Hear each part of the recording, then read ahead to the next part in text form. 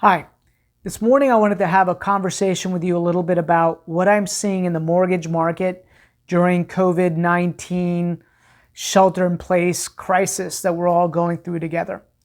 And, when the CARES Act came out, they've placed some language in there that I think is incredibly helpful for everybody. And one of the things that they put in there was that you have the ability to contact your bank, and if you're experiencing financial hardship during these times, you can ask for a forbearance so that you essentially kind of put off having to pay your mortgage right now, which on the surface is a great thing.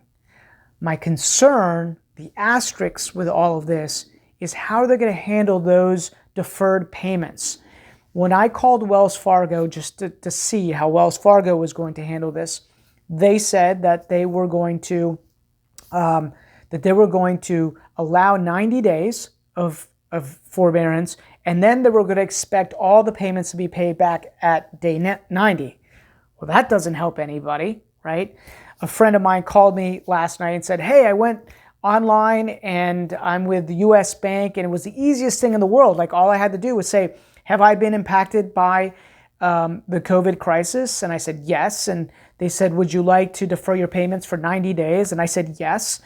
And then I asked them a question. I said, well, how are they going to handle those payments, right? How are they going to handle them? Are they going to tack them on to the back end of the mortgage, which seems like a very logical thing to do.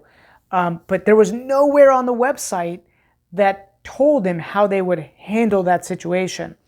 And so you have to be really careful that you don't set yourself up for a surprise, a nasty surprise. Now, I'm hopeful that the government will somehow step in and say, guys, you can't ask for everybody to pay these deferred payments all at once. I mean, I think that would just cause a whole nother crisis. They're going to have to figure out a way to either put them on the back end of the loan or to make additional payments to your existing loan once this is over. But it's not super defined. And so you have to be entering into this with your eyes wide open. I just want to make sure that you're asking all the right questions. And by the way, it appears that every bank is handling this a little bit differently. So make sure that you're not setting yourself up for a possible foreclosure.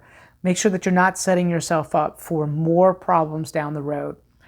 See what you could tackle on the front end. See what you could find out on the front end so that you can minimize that impact on the back end.